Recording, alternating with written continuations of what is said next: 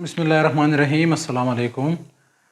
आज हम first year के बायोलॉजी के पहले चैप्टर से टॉपिक पढ़ेंगे जिसका नाम है स्पेक्ट्रोफोटोमेट्री।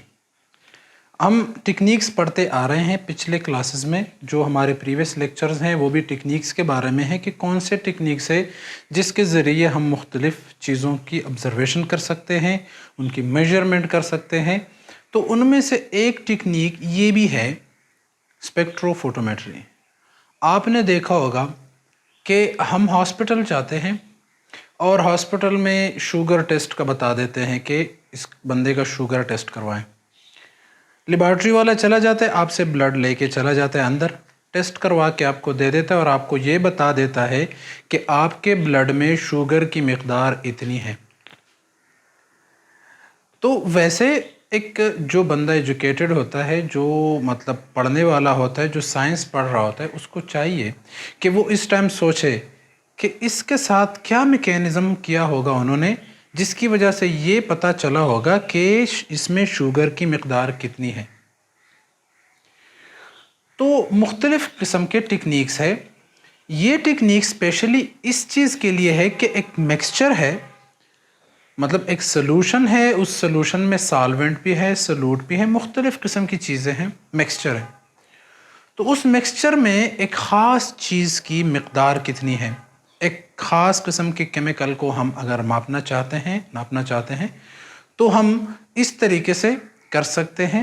और इस टेक्निक्स के लिए जो इसका नाम रखा गया है स्पेक्ट्रोफोटोमेट्री। नाम को आप देखें तो spectro mean spectrum, photo mean light और मेट्री मीन मेजरमेंट। मतलब इसमें स्पेक्ट्रम भी है, लाइट भी है और मेजरमेंट भी है। तो मतलब लाइट की मदद से और लाइट के स्पेक्ट्रम की मदद से हम किसी मिक्सचर में किसी चीज़ की क्वांटिटी को मेजर कर सकते हैं। अब चूँकि मतलब इसकी डिफिनीशन की तरफ आते हैं, technique use to measure different components of a mixture by absorption of different wavelength of light, optical density. अब ये जो मेजरमेंट होती है उस केमिकल में या उस मिक्सचर में, मतलब एक मिक्सचर है, उसमें जो पर्टिकुलर केमिकल है उसकी क्वांटिटी होती है कितनी, उसको मेजर करना है। तो टेक्निक हम ये यूज़ करेंगे कि ऑप्टिकल डेंसिटी के बेस पे यूज़ करेंगे, क्योंकि हर एक चीज़ की एक ऑप्टिकल डेंसिटी होती है। वो एक ख़ास किस्म के वेवलेंथ को एब्जॉर्ब करता है और एक ख़ास किस्म के वेवलेंथ को रिफ्लेक्ट कर लेता है। तो जो उसकी एब्जॉर्बिंग कैपेसिटी है उसके बेस पे अगर हम चीज़ों को मेजर करें तो ये स्पेक्ट्रोफोटोमेट्री कहलाता है, मतलब ऑप्टिकल डेंसिटी के बेस पे अगर हम मेजर करें। अब ये देखिए इधर लिखा हुआ कि it is the measurement of turbidity. Turbidity ये होता है, फ़र्ज़ करो एक जूस है या एक फ़र्ज़ करो ग्लास है जिसमें हमने शरबत डाला हुआ है। तो उसमें अगर कलर को हम थोड़ा सा मिक्स कर लेते हैं तो उसका हम देख लेते हैं। अगर हमने फ़र्ज़ करो एक गिलास लिया है, उसमें शरबत डाला है, तो अगर उसकी क्वांटिटी कम है तो जो शरबत होगा, अगर ग्लास शीशे का है तो अगर हम उसके आर पार देखना चाहते तो हमें उसके पार भी कुछ चीज़ें नज़र आएगी, ब्लर नज़र आएगी, हल्की नज़र आएगी, लेकिन नज़र आएगी ज़रूर। फिर हम शरबत की मिकदार को ज़्यादा करते हैं तो फिर जो उसके पार चीज़ें नज़र आ रही थी वो कम नज़र आना शुरू हो जाएगी। और अगर हम शरबत की मिकदार को और ज़्यादा कर लेते हैं, बहुत ज़्यादा कर लेते हैं, हाईली कंसनट्रेटेड कर लेते हैं, तो फिर उसके पार हमें कुछ चीज़ें नज़र नहीं आती।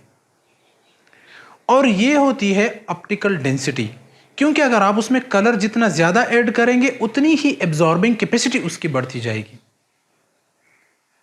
तो ये थोड़ा डिटेल से पढ़ लेते हैं कि ये टर्बिडिटी कहलाता है। मतलब एक जो आपने चीज़ डाली, जो शरबत डाला है, उसकी क्वांटिटी जितनी ज़्यादा हो रही है ना, तो हम कहते हैं उसमें क्लाउडनेस ज़्यादा हो रही है, मतलब एब्जॉर्बिंग कैपेसिटी उसकी ज़्यादा हो रही है। और इसको हम ये भी कह सकते हैं कि इसकी टर्बिडिटी ज़्यादा हो गई है। तो असल में optical density, absorbing capacity of certain chemicals, और फिर एब्जॉर्बिंग कैपेसिटी तो है, लेकिन एब्जॉर्बिंग कैपेसिटी की किस चीज़ को मेजर किया जाता है, तो एब्जॉर्बिंग कैपेसिटी को लेके टर्बिडिटी को मेजर किया जाता है कि उसकी एब्जॉर्बिंग कैपेसिटी ज़्यादा है, क्लाउडनेस ज़्यादा है तो ज़्यादा एब्जॉर्बिंग कैपेसिटी है, क्लाउडनेस कम है तो टर्बिडिटी कम है। इसकी वजह से ऑप्टिकल डेंसिटी भी मतलब जो है ना उसमें फ़र्क है। तो उन चीज़ों को हम मेजर करते हैं। नॉर्मल अगर देखा जाए जिस तरह चीज़ों को देखने का तस्वर है, या जिस तरह मतलब एक कानून है चीज़ों को देखने के लिए, तो सनलाइट चूँकि 3 कलर पे मुश्तमिल है, जो बुनियादी कलर कहलाता है रेड, ग्रीन और ब्लू, जिस तरह प्रीवियस लेक्चर में मैंने इसके बारे में थोड़ी सी डिटेल से बात की है। तो ये जो कलर्स है, ये कलर सारे के सारे एक ऑब्जेक्ट पे पड़ते हैं। ये ऑब्जेक्ट हमारे पास है फ्लावर। फ्लावर में रेड कलर भी है और ग्रीन कलर भी है। मैं एग्जांपल ले रहा हूँ।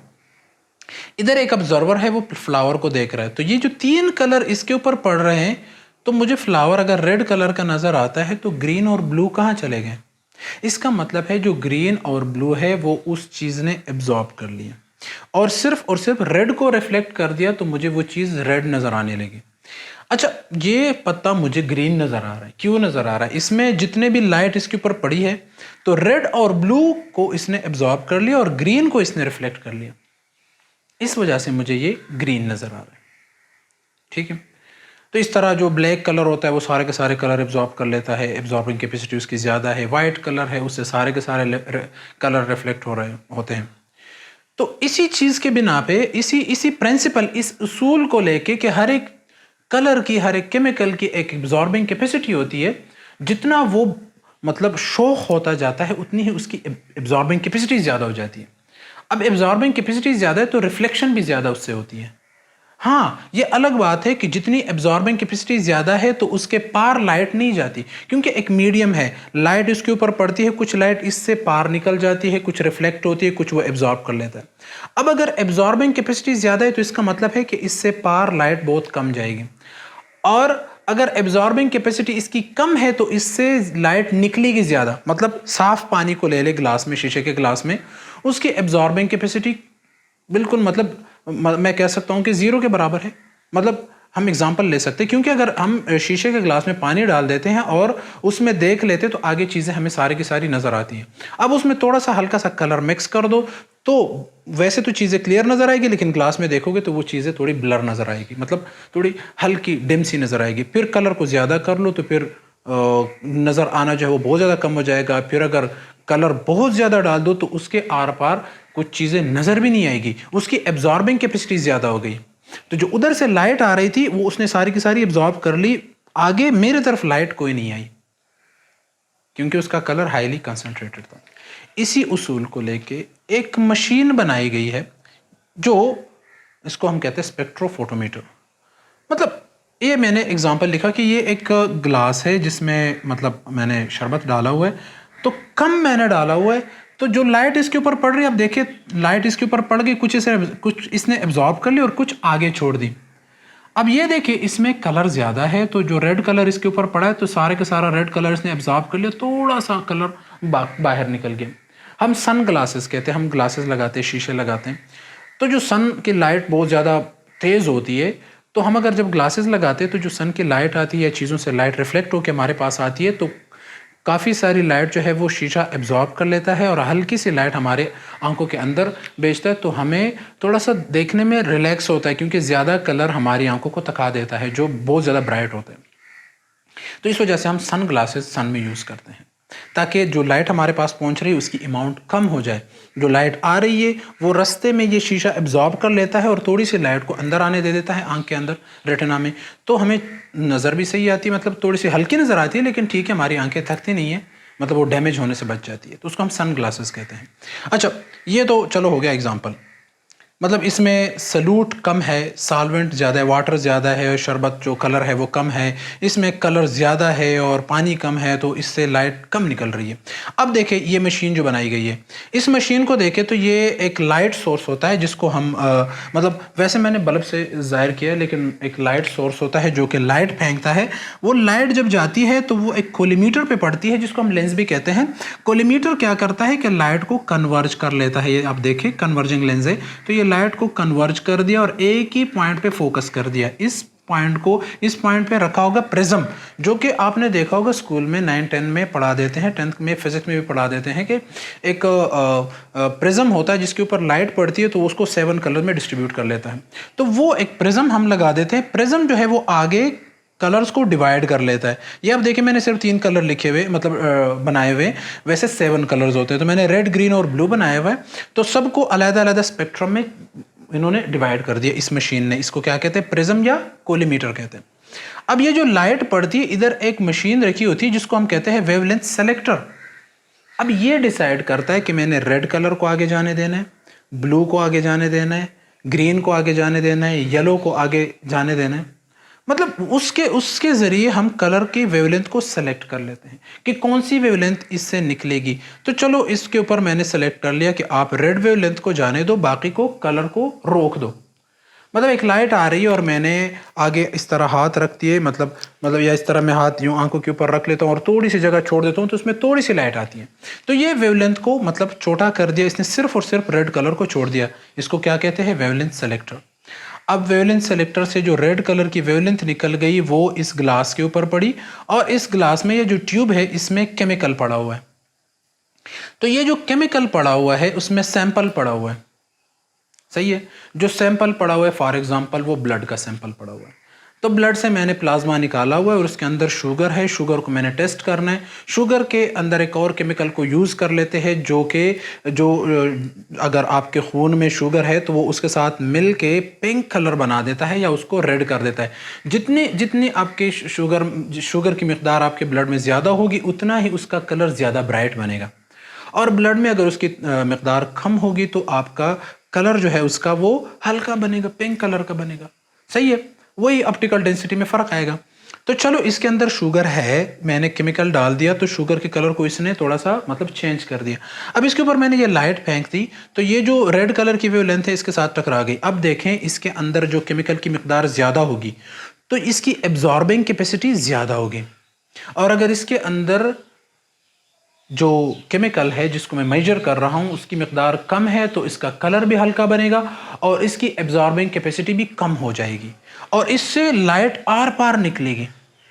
तो चलो इसके अंदर है तो मौजूद ना वो केमिकल, वो चाहे कम है या ज़्यादा है। तो अगर मैंने इसके ऊपर ये वेवलेंथ छोड़ी हुई है, मुझे पता है कि ये कितनी वेवलेंथ है। फॉर एग्जाम्पल मैं आसानी के लिए कह देता हूँ कि चलो फ़र्ज़ करो 100% ये लाइट छोड़ी हुई है और 100 से आगे इधर निकल गई 30%, तो इसका मतलब है कि 70% एब्जॉर्ब हो गई। अगर इसने आगे 70% लाइट को छोड़ दिया तो इसका मतलब है 30% एब्जॉर्ब हो गई। तो अगर इसका कलर डार्क है तो ये ज़्यादा कलर को एब्जॉर्ब करेगा और थोड़े से कलर को आगे जाने देगा।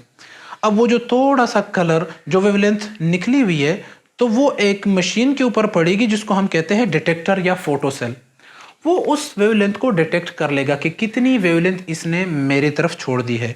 अब ये तो मुझे पता है ना कि वेवलेंथ सेलेक्टर ने कितनी लाइट छोड़ी हुई है, तो इसको भी ये पता है कि वेवलेंथ सेलेक्टर ने इतनी लाइट छोड़ी हुई है। अब चाहिए मुझे 100%, लेकिन 100 में से 70% मिसिंग है, तो 70% मतलब है कि वो केमिकल ने एब्जॉर्ब कर ली और मेरे पास सिर्फ 30% पहुंच गई है, तो मतलब है 70% गायब है। अब अगर मेरे पास 70% पहुंच गई तो इसका मतलब है 30% गायब है।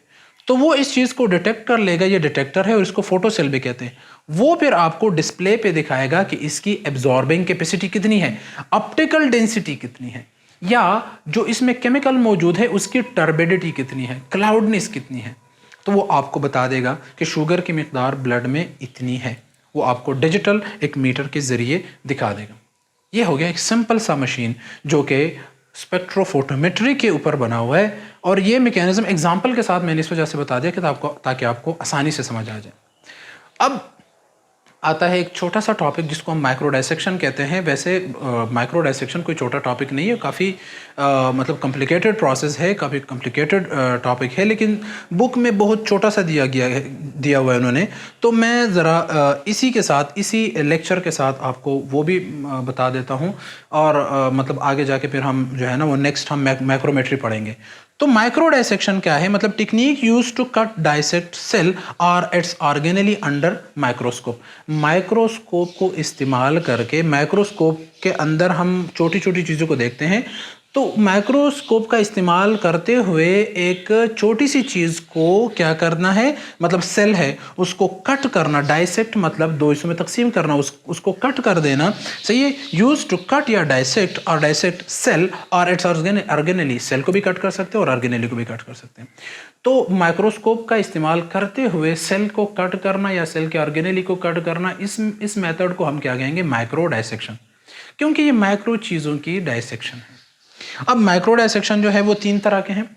एक होता है क्रोमोसोम माइक्रो डाइसेक्शन। इसमें क्या लिया जाता है, फाइन ग्लास नीडल, शीशे का एक छोटा सा नीडल लिया जाता है। वो क्या करता है, रिमूव पोर्शन फ्रॉम क्रोमोसोम, वो क्रोमोसोम का एक छोटा सा टुकड़ा काट देता है। वो नीडल हम इस वजह से यूज करते हैं, इसलिए यूज करते हैं कि हम क्रोमोसोम के एक छोटे से टुकड़े को काट दें। सही है, अंडर माइक्रोस्कोप, वो भी माइक्रोस्कोप के अंडर, क्योंकि वो चीज क्रोमोसोम तो हमें वैसे नजर ही नहीं आता, तो हम माइक्रोस्कोप में देखेंगे और माइक्रोस्कोप के थ्रू एक कंप्यूटर से ऑपरेट करेंगे माइक्रो नीडल को, और वो हमें क्रोमोसोम नजर आएगा, क्रोमोसोम को हम कट करेंगे उसी माइक्रो नीडल से, तो इसको हम कहेंगे क्रोमोसोम माइक्रो डाइसेक्शन। एक होता है लेजर माइक्रो डाइसेक्शन। अच्छा, लेजर माइक्रो डाइसेक्शन क्या होता है कि इसमें लाइट यूज होता है, laser light, to cut the cell under microscope. अब वही माइक्रोस्कोप ही यूज करना है, लेकिन उधर ग्लास नीडल था तो इधर क्या लगा हुआ है, इधर लगा हुआ है लेजर लाइट, तो लेजर लाइट के जरिए हम चीजों को कट करते हैं। सही है, तो इसको हम कहेंगे लेजर माइक्रो डाइसेक्शन। एक होता है लेजर कैप्चर माइक्रो डाइसेक्शन। अब इसमें थोड़ी सहूलत होती है, लेजर के जरिए चीजों को कट किया जाता है, सेल को या सेल के टिश्यू या सेल को या टिश्यू को कट किया जाता है, और उसमें फिर अलहदा एक और जो है आपके पास फैसिलिटी है कि आप एडहेयर टू फोटोग्राफिक फिल्म, एक फोटोग्राफिक फिल्म आपके पास होती है, तो आप चीज़ को कट कर सकते, उसको उठा के फोटोग्राफिक फिल्म पे पेस्ट कर देते हैं, उधर लगा लेते हैं ताकि हम उसकी अलहदा से स्टडी कर लें। तो उसमें एक अलहदा जो है आपको फैसिलिटी दी गई है कि लेज़र के ज़रिए कट किया जाता है सेल को या टिश्यू को and adhere it to a photographic film, एक फोटोग्राफिक फिल्म के ऊपर उसको एडहेयर किया जाता है, उसको मतलब लगा दिया जाता है, चिपका दिया जाता है फर्दर स्टडी के लिए। तो ये मतलब जो है ना बुक में थोड़ी सी इसकी डिटेल दी गई है, तो इस वजह से मैंने इसी टॉपिक के साथ इसको बताया, मतलब आपको एक्सप्लेन कर दिया। आगे हम जाके इंशाल्लाह माइक्रोमेट्री पढ़ेंगे, बड़ा इंटरेस्टिंग टॉपिक है। तो इंशाल्लाह आगे और भी इंटरेस्टिंग टॉपिक्स आएंगी, तो हम इंशाल्लाह उस पर जो है ना कोशिश करेंगे कि आप लोगों की समझ में आ जाए, आसान उर्दू में और आसान अल्फाज में आप लोगों को समझाए। आज का जो टॉपिक है वो यहीं पर ख़त्म होता है, इंशाल्लाह अगले टॉपिक में मिलेंगे। थैंक यू, अल्लाह हाफिज़।